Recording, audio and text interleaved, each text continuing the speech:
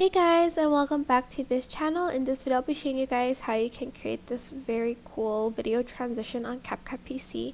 So make sure your video has a video transition on it. So on the video transition, you're going to want to split it, and on the first video you're just going to make it a little bit smaller. Right click, create compound clip, and you're going to scale it up. As you can see, it creates this like low quality video.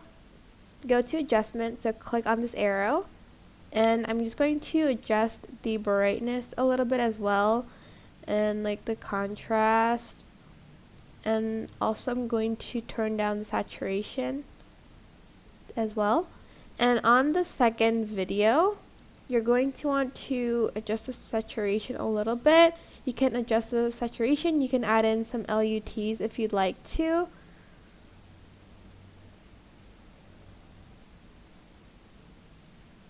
Maybe like this one, and adjust the strength a little bit, and go to effects, go to trending, and add in the sharpen effect,